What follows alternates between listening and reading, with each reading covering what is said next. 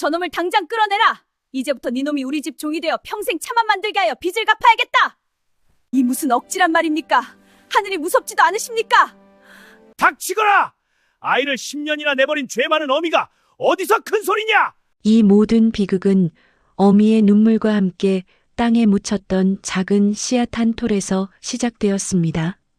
7살의 절에 버려진 아이가 피눈물 같은 정성으로 10년을 키워내자 마침내 씨앗은 황금빛 잎사귀를 피워내는 전설의 다원이 되었습니다. 하지만 황금의 향기는 재앙을 불러왔습니다. 씨앗을 훔치고 묘목을 빼앗고 다원을 통째로 파헤쳐도 채워지지 않는 끝없는 욕심. 마침내 모든 것을 잃게 되자 그들의 마지막 탐욕은 소년 그 자체를 향하게 된 것입니다. 과연 소년은 10년의 정성이 담긴 황금 다원을 지켜내고 꿈에 그리던 어머니를 다시 만날 수 있을까요? 그리고 저 잔혹한 탐욕의 끝은 어디를 향하게 될까요? 이야기 시작 전 구독 버튼을 누르시면 큰 복이 옵니다. 좋아요는 건강히 쌓입니다. 이미 누르셨나요? 정말 감사합니다. 그럼 오늘의 사연 시작합니다. 어두운 새벽, 월화는 어린 아들 도원의 손을 잡고 끝이 보이지 않는 산길을 올랐습니다. 며칠 밤낮을 걸어온 탓에 어미와 아들의 행색은 남루하기 짝이 없었지요. 차가운 산바람이 7살 소년 도원의 작은 몸을 사정없이 파고들었습니다. 산사의 일주문이 희미하게 모습을 드러내자 월화의 발걸음이 돌덩이처럼 무겁게 멈춰 섰습니다. 아이의 작은 손이 어미의 해진 치맛자락을 금방이라도 찢어질 듯 꽉 붙잡았습니다. 도원이 불안한 눈으로 어미를 올려다보며 애원하듯 물었습니다. 어머니, 여기가 어딥니까? 왜 더 가지 않으십니까? 제발 저도 데려가 주십시오. 목소리 끝이 서러움에 젖어 가늘게 떨려왔습니다. 월화는 차마 아이의 얼굴을 보지 못하고 고개를 돌렸습니다. 터져나오는 울음을 억지로 삼키느라 입술은 피가 배어 나올 듯 하얗게 질려 있었지요. 그녀는 아이를 부서져라 끌어안았습니다. 그 온기가 마지막이라는 것을 어미는 이미 알고 있었습니다. 그리고는 아이의 작은 손가락을 하나하나 매정하게 떼어 놓았습니다. 아니다, 도원아. 어미는 널 버리는 것이 아니다. 잠시만 아주 잠시만 스님과 함께 지내는 게야. 돈을 많이 벌어서 우리 아들 좋아하는 고기도 사주고 새 옷도 사줄 수 있을 때 그때 꼭 다시 오겠다. 어미를 믿거라. 약조아마. 말은 그리했지만 기약 없는 약속이라는 것을 어찌 몰랐을까요? 월화는 차마 더 머물다가는 발이 떨어지지 않을 것 같아 매정하게 등을 돌려왔던 길을 되짚어 내려갔습니다. 아이는 멀어지는 어미의 뒷모습을 향해 달려가려 했지만 차마 그럴 수 없었습니다. 자신을 돌아보지 못하는 어미의 등이 그 가녀린 어깨가 얼마나 서럽게 들썩이고 있는지를 보았기 때문입니다. 도원은 소리내어 울지도 못하고 그저 입술을 깨물며 눈물만 뚝뚝 흘린 채 그 자리에 못 박힌 듯 서 있었습니다. 그날 밤이었습니다. 낯선 방, 차가운 이불 속에서 아이는 어미의 온기를 그리워하며 뜬 눈으로 밤을 지새웠습니다. 고된 몸을 겨우 뉘인 아이의 품속에서 돌아가신 할머니가 마지막으로 쥐어주셨던 붉은 차씨 한 톨이 방바닥으로 또르르 굴러떨어졌습니다. 달빛에 비친 작은 씨앗이 마치 핏방울처럼 보였습니다. 불과 며칠 전의 일이었습니다. 10년을 병상에서 꼼짝 못하던 시어머니가 눈을 감자 장례가 끝나기 무섭게 남편의 형제들이 월화를 안방으로 불러들였습니다. 방 안의 공기는 얼음장처럼 차가웠지요. 큰 오라비 최만석이 굳은 얼굴로 삿대질하며 입을 열었습니다. 재수씨, 이제 이 집에서 그만 나가주셔야겠소. 팔자 드센 재수씨가 우리 집에 들어온 뒤로 되는 일이 하나도 없었소. 이제 더는 못 참겠단 말이오. 옆에 있던 이모 최 씨 부인이 기름을 부었습니다. 아주버님 말씀이 100번 맞아요. 산에 잡아먹은 것도 모자라 어머님까지 병수발 몇 년 더 드실 것을 일찍 돌아가시게 만들었지 않소? 이만하면 됐으니 이제 그만 연을 끊고 떠나시오. 기가 막힌 월아가 떨리는 목소리로 겨우 말을 이었습니다.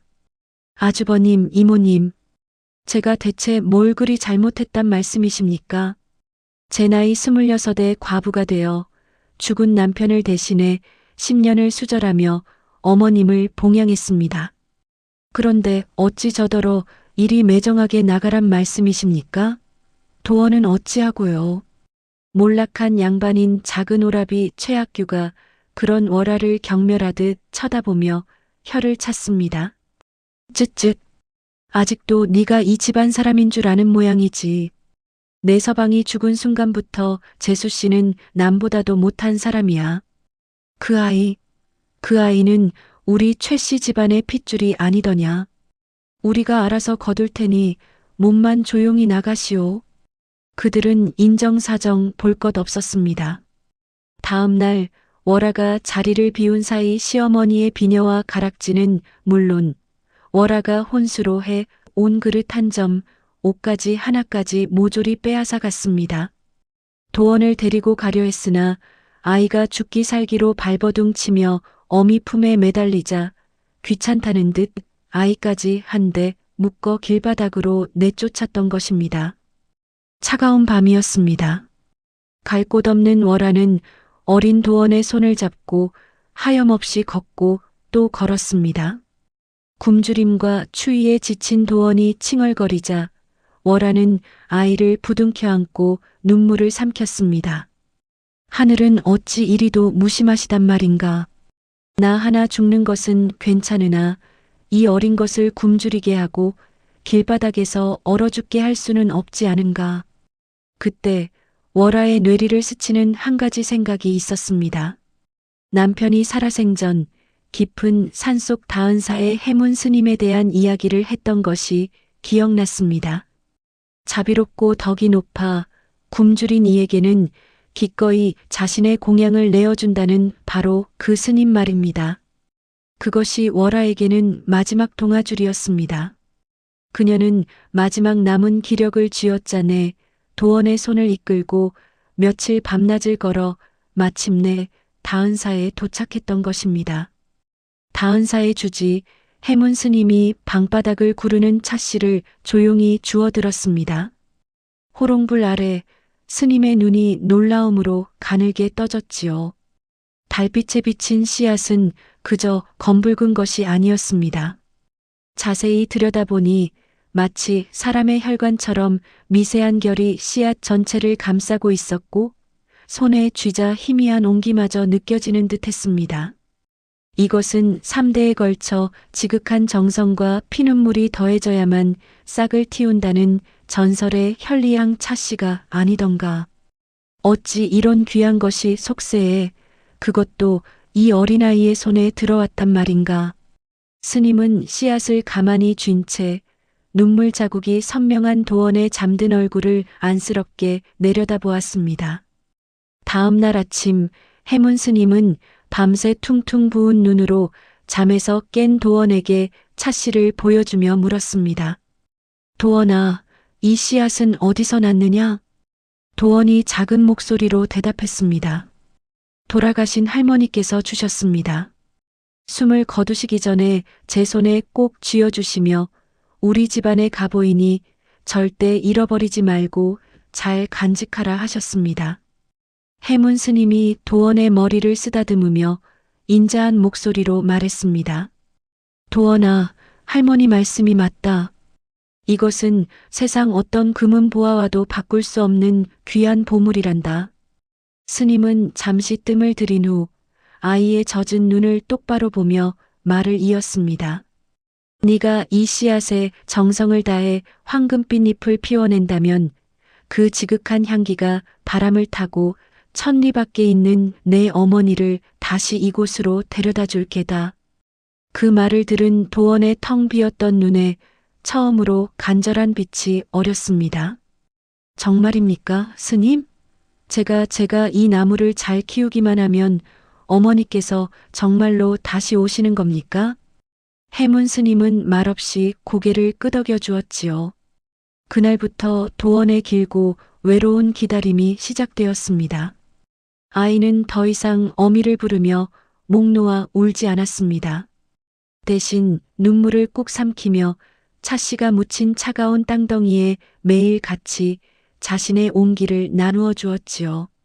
그것이 7살 아이가 할 수 있는 유일한 기도이자 어미를 향한 그리움을 버텨내는 단 하나의 방법이었던 것입니다. 10년의 세월이 흐르는 동안 아이는 소년이 되었습니다. 도원의 눈물과 정성을 먹고 자란 차나무는 어느새 소년의 키를 훌쩍 넘어 그 잎사귀 끝이 아침 햇살을 받아 영롱한 황금빛으로 빛나기 시작했지요. 그 차로 차를 우리면 탕약보다도 깊은 향기가 온 산을 뒤덮었습니다.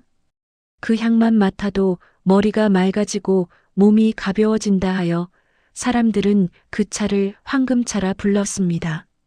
황금차의 명성은 입에서 입으로 전해져 그 잎사귀 한 줌이 황금 한 양의 값을 호가하는 진귀한 명물이 되었지요. 소문은 바람을 타고 산을 넘어 마침내 저작거리 유기전 상인 최만석의 귀에까지 흘러들어갔습니다. 황금차? 다은사의 어린 동자승이 키운 차가 황금 한 양이라고?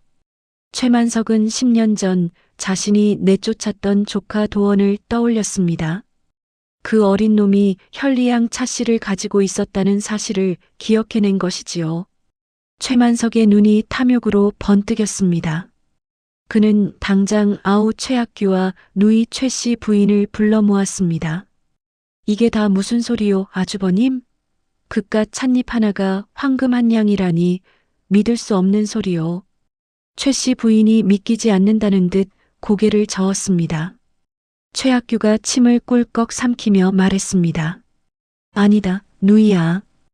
헛소문이 아니란다. 내가 벌써 장에 나가 사람들에게 확인해 보았다. 그 차를 마시려고 양반 나리들까지 줄을 선다 하더구나. 최만석이 주먹으로 탁자를 내리치며 소리쳤습니다. 그 씨앗은 본래 우리 어머니의 것이었다. 그러니 그 나무도 그 황금차도 당연히 우리 최씨 가문의 것이어야 마땅하지. 그 길로 세 사람은 곧장 다은사로 향했습니다. 10년 만에 나타난 그들은 다짜고짜 다원을 자신들의 것이라 우겼습니다.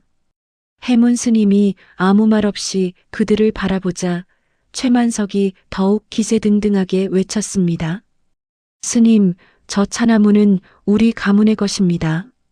당장 원주인에게 돌려주시지요. 해문 스님이 조용히 입을 열었습니다.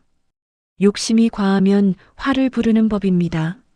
무엇을 원하십니까? 최만석은 당장이라도 다원을 통째로 집어삼킬 듯한 눈을 하다가 이내 꾀를 내어 말했습니다. 일단 씨앗을 주시오. 우리도 우리 땅에서 한번 키워봐야 하지 않겠소? 해문 스님은 도원을 불러 씨앗을 내어주라 명했습니다.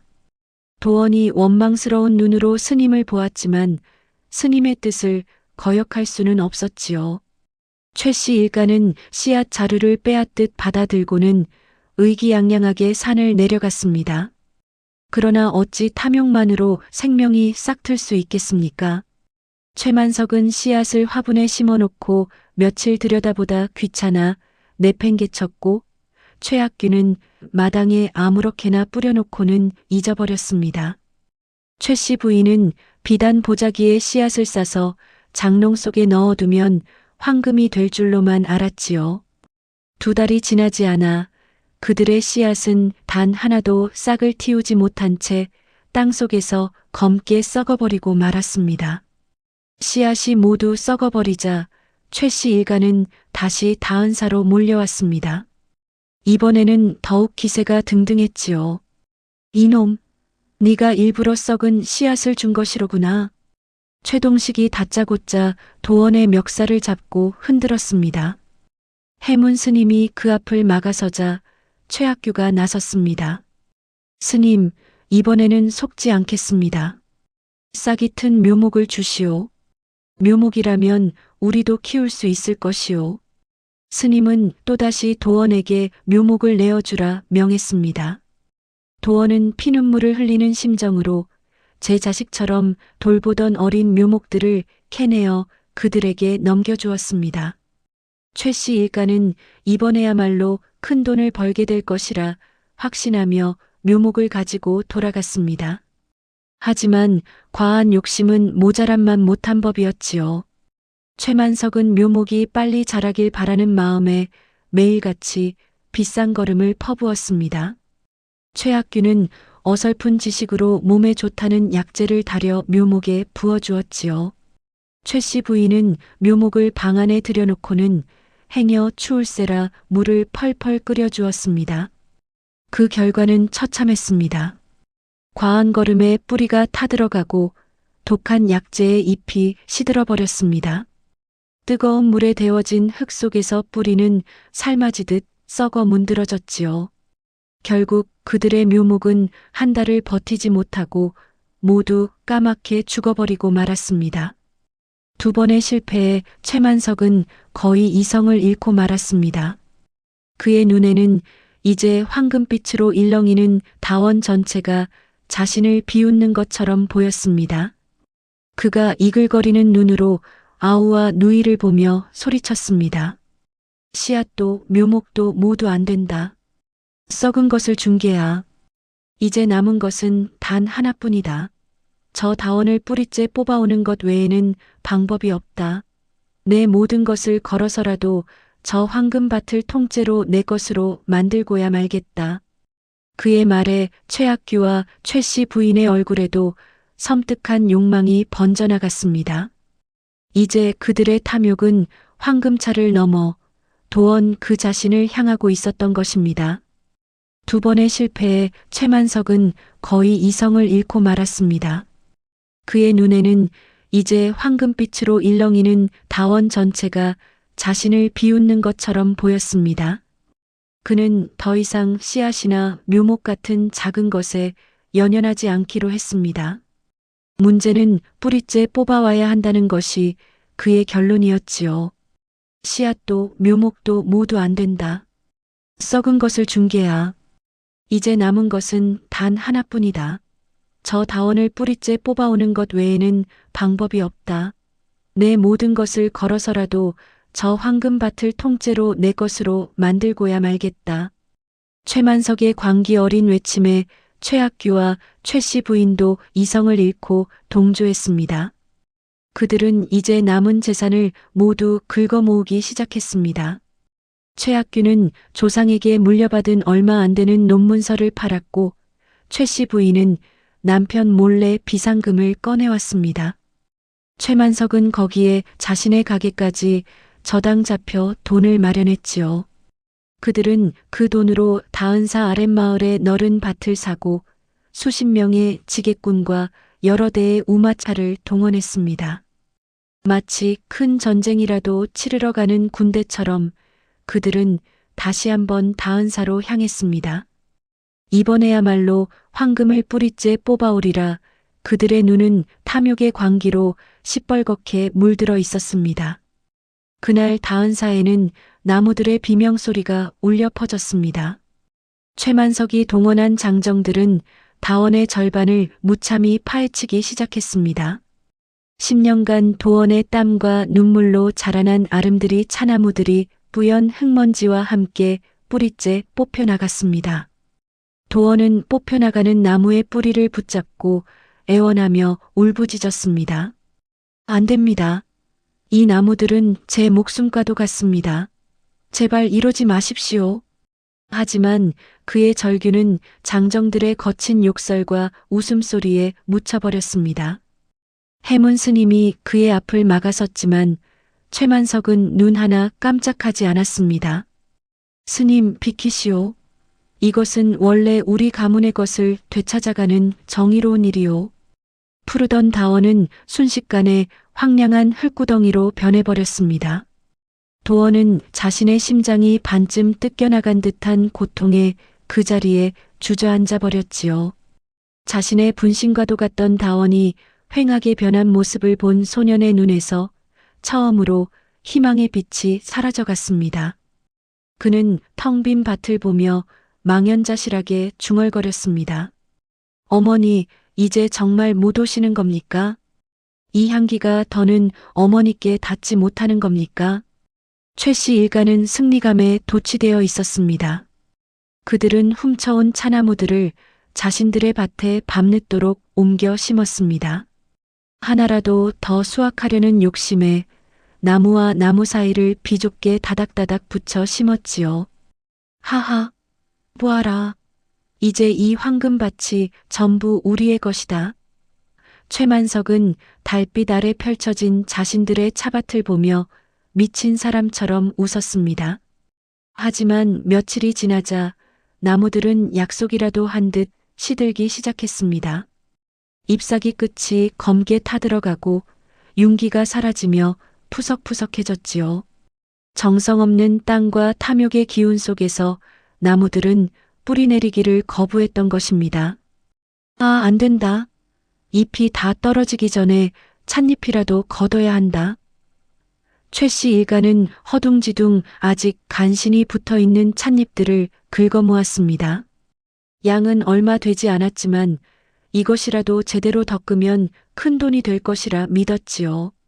그들은 큰 가마솥을 걸고 장작불을 피웠습니다. 도원이 어떻게 차를 덮는지 어깨너머로 본 것을 흉내내기 시작했지요. 하지만 정성 없는 손길이 어찌 명차를 만들 수 있겠습니까? 성질 급한 최만석은 불을 너무 강하게 지폈습니다. 황금빛 찻잎이 솥에 들어가자마자 타닥하는 소리를 내며 검은 연기와 함께 타오르기 시작했습니다. 아이고, 이게 아니야. 불을 줄여라. 다 타지 않느냐? 이번에는 겁을 먹은 최학규가 불을 너무 약하게 줄였습니다. 불길이 사그라들자 찻잎은 제대로 익지 못하고 풋내만 가득했지요. 맛을 본 최 씨 부인이 얼굴을 찌푸리며 찻잎을 바닥에 뱉었습니다. 에이, 퇴. 이게 무슨 차 맛이야. 그냥 풀 뜯어먹는 맛이잖아.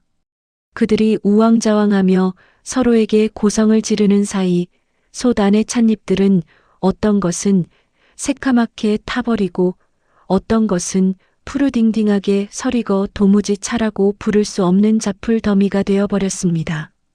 그 순간 우지끈하는 소리와 함께 밖에서 심어놓았던 마지막 차나무 하나가 뿌리째 썩어 문드러지며 쓰러졌습니다. 모든 것이 끝났습니다. 최만석은 솥 안에 남은 한 줌의 재를 허망하게 바라보았습니다. 황금빛 꿈은 재가 되어 흩날렸고 그의 손에 남은 것은 빈털털이라는 냉혹한 현실뿐이었습니다. 세 번의 탐욕은 결국 세 번의 처참한 실패로 돌아와 그들의 목을 조르고 있었던 것입니다. 최 씨 일가가 남기고 간 것은 처참한 상처뿐이었습니다. 도원은 매일같이 폐허가 된 다원의 절반을 보며 망연자실해 있었지요. 소년의 등은 금방이라도 부러질 듯 위태롭게 굽어 있었습니다. 그런 도원의 어깨를 해문 스님이 조용히 감싸 안았습니다. 도원아, 무너진 것을 보며 한탄만 하고 있을 것이냐? 스님, 제 심장의 반이 뜯겨나간 것 같습니다. 이제 모든 것이 끝났습니다. 해문 스님이 텅 빈 밭을 가리키며 말했습니다. 그렇지 않다. 저들이 무참히 파헤쳐 놓았기에 오히려 남은 나무들이 숨을 쉴 공간이 생긴 것이니라. 너무 빽빽하면 서로의 기운을 빼앗는 법이지. 스님은 남은 차나무들을 가리켰습니다. 자, 이제 이 나무들을 저 넓은 빈 땅으로 옮겨 심잡구나. 간격을 넓게 하여 뿌리가 마음껏 뻗어나가게 하고 가지가 하늘을 향해 기지개를 켤 수 있도록 도와주어야 한다. 스님의 말에 도원의 텅 빈 눈에 희미한 빛이 돌아왔습니다. 그날부터 도원은 해문 스님과 함께 며칠에 걸쳐 남은 차나무를 넓게 옮겨 심었습니다. 슬픔을 잊으려는 듯 쉼없이 흙을 파고 나무를 옮겼지요. 그러자 정말 신기한 일이 벌어졌습니다. 넓은 땅에 새로 자리 잡은 차나무들이 이전보다 더 왕성하게 가지를 뻗고 잎사귀는 더욱 크고 풍성해졌습니다. 황금빛은 전보다 몇 곱절은 더 찬란하게 빛났지요. 파괴의 흔적은 더 큰 풍요를 위한 기회가 되었던 것입니다. 한편 월화는 10년간 저작거리 주막에서 허드렛 일을 하며 악착같이 돈을 모았습니다. 아들과 함께 살 작은 방 한 칸이라도 얻기 위함이었지요. 그러던 어느 날 시장 사람들이 하는 이야기를 우연히 엿듣게 되었습니다. 들었나? 저 깊은 산속 다은사에 어미를 기다리며 차나무와 대화를 나누는 신기한 동자승이 있다더군. 나도 들었네. 그 정성이 갸륵하여 하늘이 감동했는지 그 찻잎이 황금빛으로 빛난다지 뭔가. 월화의 심장이 쿵 하고 내려앉았습니다. 어미를 기다리는 아이 차나무 설마.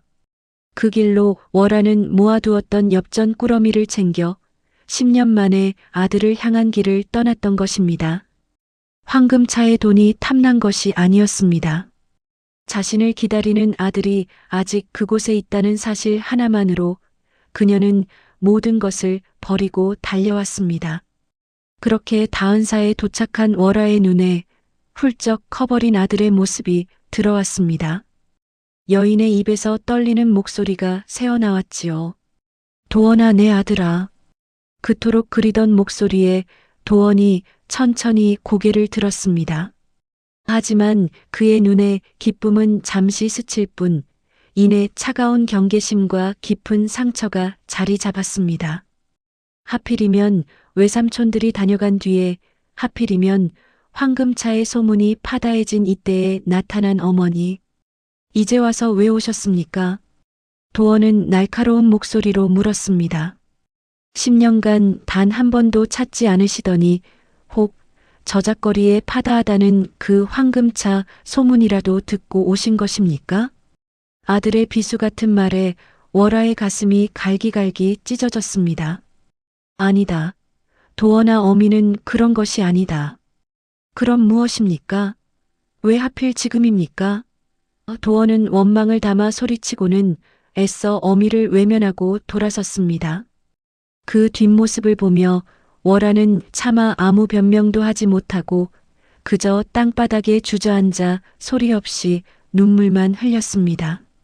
그날부터 월화는 아무 말 없이 그저 아들의 곁을 맴돌았습니다. 새벽종이 울리기도 전에 일어나 차가운 물에 손을 담그고 공양밥을 짓고 도원이 일하는 다원 근처의 작초를 매며 아들의 뒷모습이라도 지켜보았습니다. 밤이 되면 도원이 벗어놓은 해진 옷가지를 몰래 가져와 밤새 기웠습니다.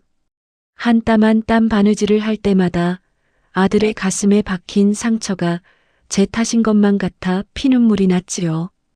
도원은 그런 어미를 애써 무시했지만 어찌 정말 몰랐을까요? 어느 날 밤 잠결에 눈을 뜬 도원은 제 머리맡에서 나는 희미한 흐느낌 소리를 들었습니다. 살며시 고개를 들어보니 어머니 월화가 호롱불 아래에서 자신의 낡은 옷을 꿰매며 소리 죽여 울고 있었습니다. 자신을 의심하는 아들이 미워서가 아니라 그런 상처를 준 자기 자신을 원망하며 울고 있었던 것입니다. 도원은 마른 나뭇가지처럼 앙상하고 바늘에 찔려 피가 맺힌 어머니의 손을 보았습니다. 그 순간 10년간 쌓아 올렸던 원망의 벽이 속절없이 무너져 내렸습니다. 도원이 조용히 일어나 어머니의 등 뒤로 다가갔습니다. 그리고는 떨리는 손을 뻗어 바느질하던 어머니의 손을 가만히 감싸쥐었습니다. 어머니의 눈물이 아들의 손등 위로 툭 하고 떨어졌습니다. 마침내 도원의 얼어붙었던 마음이 무너져 내렸습니다. 다음날 새벽 부엌에서 홀로 땔감에 불을 지피는 어머니의 굽은 등을 본 순간이었지요. 도원은 월아의 등 뒤로 다가가 아이처럼 목 놓아 울기 시작했습니다. 그 울음소리에 놀란 월아가 황급히 뒤를 돌아보았습니다. 어머니. 도원은 그 한마디를 부르짖으며 어머니의 품에 와락 안겼습니다.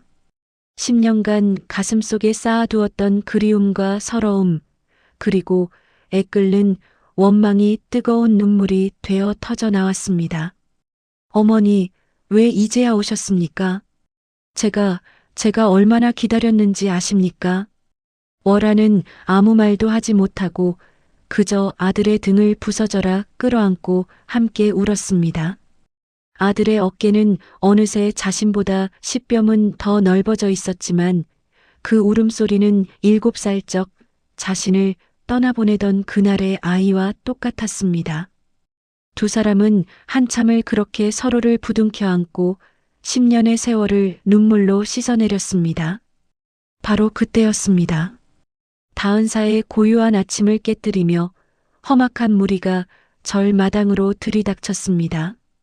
모든 것을 잃고 눈이 뒤집힌 최 씨 일가와 그 뒤에 흉악한 인상의 사채업자 독사가 빚쟁이들을 이끌고 온 것이었지요. 최만석이 핏발선 눈으로 도원을 가리키며 악을 썼습니다. 찾았다. 저놈이다. 당장 저놈을 끌어내라.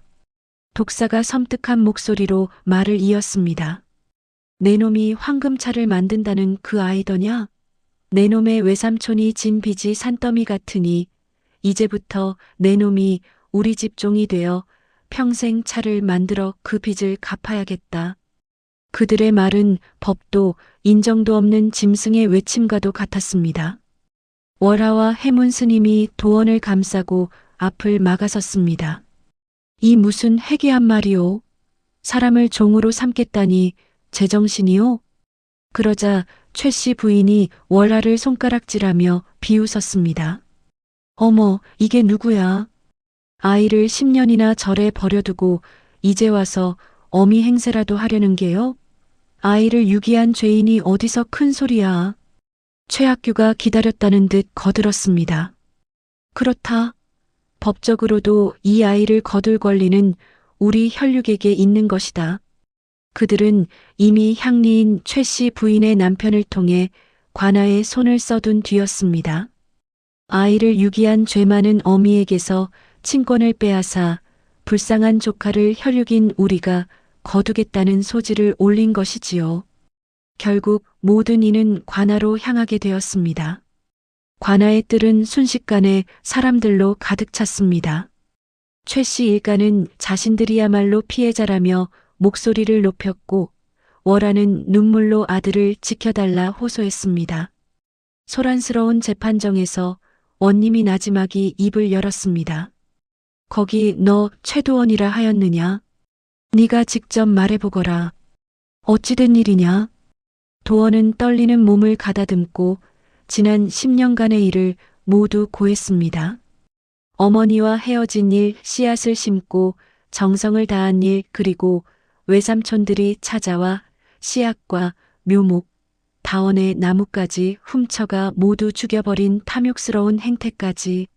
소년의 담담한 목소리가 뜰 안에 울려 퍼지자 웅성거리던 사람들이 하나둘 입을 다물기 시작했습니다. 모든 이야기를 들은 원님이 책상을 내리치며 불호령을 내렸습니다. 내 이놈들, 하늘이 무섭지도 않더냐. 제 혈육의 핏물 같은 정성을 빼앗아 제 배를 불리려다 실패하자 이제는 그 아이를 종으로 삼으려 해? 이는 사람의 도리가 아니라 금수의 도리로구나. 원님의 서슬 퍼런 호통에 최 씨 일가의 얼굴이 하얗게 질렸습니다. 저 아이가 거짓을 고하는 것입니다. 사또. 원님은 그들의 변명을 들을 가치도 없다는 듯 최종 판결을 내렸습니다. 최 씨 일가의 소지를 기각하고 최도원의 친권은 어미인 월하에게 있음을 천명한다. 또한 내 놈들의 죄는 가볍지 않으니 모든 재산을 몰수하고 다시는 다은사 심리 안으로 발을 들이지 말 것이며 이를 어길 시에는 목이 달아날 줄 알라. 통쾌한 판결이 내려지자 월아는 그 자리에 주저앉아 기쁨의 눈물을 흘렸습니다. 도원이 그런 어머니를 부축하며 함께 눈시울을 붉혔지요. 탐욕으로 가득했던 자들은 관졸들에게 끌려나가며 비명을 질렀고 마침내 진실이 그 찬란한 빛을 드러내는 순간이었습니다. 관아의 판결은 새로운 시작을 의미했습니다.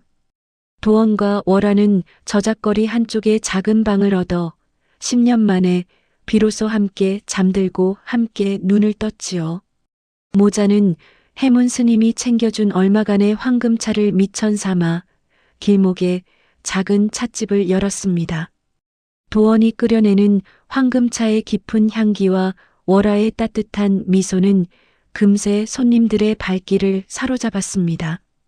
비록 몸은 고되었지만 서로의 얼굴을 마주 볼 수 있다는 것만으로도 두 사람은 세상 가장 큰 부자가 된 듯 행복했지요. 하지만 그 행복은 그리 길지 않았습니다. 어느 늦은 밤 마지막 손님을 배웅하고 가게를 정리하던 월아가 갑자기 가슴을 부여잡고 쓰러진 것입니다. 쿨럭이는 기침과 함께 월아의 입에서 검붉은 피가 쏟아져 나왔습니다. 어머니, 정신 차리십시오, 어머니.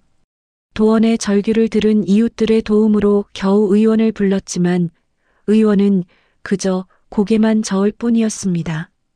너무 늦었소. 지난 10년간 괄시와 고된 노동으로 몸 안이 골물대로 골막구려. 지금부터라도 모든 일을 그만두고 쉬지 않으면 목숨을 부지하기 어려울 것이오. 의원의 말은 도원의 가슴에 비수처럼 꽂혔습니다. 어머니가 자신을 위해 어떤 세월을 버텨왔는지, 그 병이 어디서부터 시작되었는지 똑똑히 알 수 있었기 때문입니다. 도원은 눈물을 삼키며 결심했습니다. 이제 자신이 어머니를 지켜야 할 차례라고. 그날부터 도원은 어머니를 방에 눕혀두고 찻집의 모든 일을 짊어지기 시작했습니다. 하지만 현실의 벽은 높고 차가웠습니다. 황금차의 명성만 믿고 찾아왔던 손님들은 아직 앳된 소년이 어설프게 차를 우리는 모습에 하나둘 실망하고 발길을 돌렸습니다. 어머니의 따스한 손길이 사라진 찻집의 온기는 하루가 다르게 식어갔지요. 도원은 밤늦도록 잠들지 않고 차를 끓이고 또 끓였지만 그 맛은 예전 같지 않았습니다. 어머니 약값은커녕 당장 내일 먹을 쌀을 걱정해야 할 처지가 된 것입니다. 깊은 절망에 빠진 도원은 결국 해문 스님을 찾아갔습니다. 자신의 처지를 모두 털어놓는 도원의 어깨는 힘없이 축 처져 있었지요. 스님은 도원이 내민 차를 한 모금 마셔보더니 조용히 입을 열었습니다. 도원아, 네 스님. 찻잎을 키운 것은 땅과 하늘, 그리고 너의 정성이었으나 잘 우려낸 차 한 잔을 완성하는 것은 사람의 마음을 읽는 지혜이니라. 지혜라 하심은 무슨 뜻이옵니까? 해문 스님이 빙그레 웃으며 말했습니다. 너는 지금까지 황금차의 향기만을 팔았구나. 하지만 사람들은 향기만을 마시러 오지 않는다. 내 어머니가 내어주던 차에는 고된 삶을 위로하는 따스한 마음이 담겨 있었기 때문이지. 마음이 담겨 있었다고요? 스님의 말에 도원은 큰 충격을 받았습니다. 자신은 그저 정해진 순서대로 가장 좋은 향을 내는 데에만 급급했던 것입니다. 차를 마시는 사람의 마음을 한 번도 헤아려 본 적이 없었음을 그제야 깨달았습니다. 그 길로 도원은 절을 내려와 찻집의 문을 다시 열었습니다. 그리고는 손님 한 사람 한 사람의 얼굴을 유심히 살피기 시작했습니다. 그의 눈에는 이제 손님이 아니라 각자의 사연을 가진 사람이 보이기 시작한 것입니다. 그날 이후 도원의 차는 완전히 달라졌습니다. 그는 찻주전자를 잡기 전 먼저 손님의 얼굴을 살폈습니다. 새벽장에 나갔다 들어와 지친 기색이 역력한 행상인에게는 피로를 풀어주는 진한 차를, 시름에 잠겨 한숨만 내쉬는 노인에게는 마음을 위로하는 부드러운 차를 내어주었지요. 얼굴에 상처를 입고 풀이 죽은 아이에게는 달콤한 꿀을 살짝 타서 건네기도 했습니다. 손님, 고된 하루를 보내셨군요. 이 차 한 잔이 작은 위로가 되었으면 좋겠습니다. 어르신, 무슨 근심이 있으신지요? 이 차를 드시는 동안만이라도 짐을 내려놓으시길 바랍니다. 사람들은 처음에는 의아해했지만 이내 자신을 향한 도원의 진심을 느끼게 되었습니다. 소년이 건네는 것은 단순히 뜨거운 찬물이 아니었습니다. 자신의 고된 삶을 알아주는 따뜻한 위로이자 마음을 어루만지는 보이지 않는 약손이었지요. 허허, 용안지고. 이 집 찬물은 내 속을 훤히 들여다보는구나. 마음을 담은 차에 대한 이야기는 금세 저작거리에 퍼져나갔습니다. 떠났던 손님들이 다시 찾아왔고 새로운 손님들이 그 소문을 듣고 찾아왔습니다. 찻집은 이전보다 더 크게 번창하기 시작했습니다. 도원의 손에는 제법 많은 돈이 모였지요. 도원은 그 돈으로 가장 먼저 유명한 약재상을 찾아갔습니다. 어머니의 병에 좋다는 귀한 약재를 아낌없이 사들였지요. 매일 밤 도원은 정성껏 약을 다려 어머니의 입에 넣어드렸습니다. 아들의 지극한 간호와 좋은 약 덕분이었을까요? 기적처럼 월화의 병세가 차츰 나아지기 시작했습니다. 창백하던 얼굴에 혈색이 돌고 밭은 기침 소리도 잦아들었지요.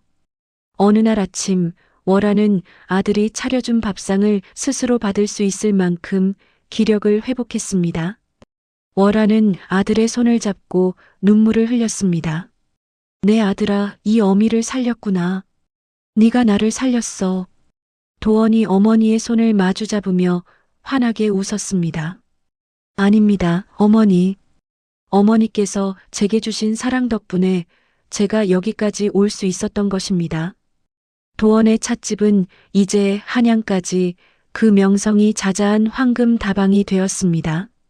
그는 자신처럼 의지할 곳 없이 저작거리를 떠도는 아이들을 가게로 받아들였습니다. 아이들에게 잠자리를 내어주고 글을 가르치고 차 우리는 법을 가르쳤지요. 찻집은 언제나 아이들의 웃음소리로 가득 찼습니다. 어느덧 겨울이 지나고 봄이 찾아왔습니다. 큰돈을 번 도원은 해문 스님을 찾아가 자신의 뜻을 밝혔습니다. 스님, 제가 번 돈으로 다은사에 아이들을 위한 공간을 짓고 싶습니다. 저처럼 버려진 아이들이 맘 편히 머물며 글과 기술을 배울 수 있는 의숙을 세워주십시오. 해문 스님이 도원의 훌쩍 자란 어깨를 어루만졌습니다. 네가 받은 것을 더 어려운 이웃에게 나누려 하는구나. 그것이 부처의 마음이고 내 할머니가 씨앗에 담아준 진짜 뜻일 게다. 할머니가 남긴 한 톨의 외로운 씨앗이 이제 더 많은 아이들을 위한 희망의 씨앗으로 다시 태어나는 순간이었습니다. 그로부터 몇 년의 세월이 더 흘렀습니다. 다은사의 텅 비었던 반 옆에는 황금 씨앗 의숙이라는 현판을 단 건물이 들어섰습니다. 그곳에서는 매일 아침 아이들의 낭낭한 글 읽는 소리가 산 전체에 울려 퍼졌지요. 아이들은 글 공부가 끝나면 다원으로 나가 도원에게 차 만드는 법을 배웠습니다. 10명, 20명으로 늘어난 아이들의 작은 손길이 더해지자 10년 전에 그 다원은 비교할 수 없을 만큼 넓고 풍성한 황금빛 숲을 이루었습니다. 햇살이 내리쬐면 온 산이 황금가루를 뿌려놓은 듯 찬란하게 빛났습니다. 같은 시각 저작거리의 풍경은 사뭇 달랐습니다. 한겨울살을 애는 바람 속 누더기를 걸친 한 거지가 황금 다방 앞에서 구걸하고 있었습니다. 사람들은 그가 몇 년 전 조카의 재산을 탐내다 모든 것을 잃고 쫓겨난 유기전 상인 최만석이라는 것을 알아보았지요. 저런 몹쓸 인간 같으니 내 조카 덕에 이 동리가 다 먹고 살거늘 염치도 없이 어디서 손을 벌려. 사람들의 손가락질과 발길질에 최만석은 결국 어디론가 황급히 사라졌습니다. 과거에 낙방한 몰락 양반 최학규는 혈육을 종으로 삼으려 했던 파렴치한으로 낙인 찍혀 누구와도 교류하지 못한 채 외딴 초가에서 홀로 병들어갔고, 허영심 많던 최 씨 부인은 남편에게 소박 맞고 쫓겨나 남의 집 종살이를 전전하는 신세가 되었다고 합니다. 그들이 탐욕으로 파헤쳤던 너른 밭은 끝내 어떤 생명도 뿌리내리지 못하는 저주받은 땅이 되어 지나는 사람들에게 욕심의 끝이 얼마나 허망한 것인지를 말해주고 있었습니다. 따스한 봄날이었습니다. 도원은 이제 의젓한 청년이 되어 의숙의 아이들과 함께 다원에서 찻잎을 따고 있었습니다.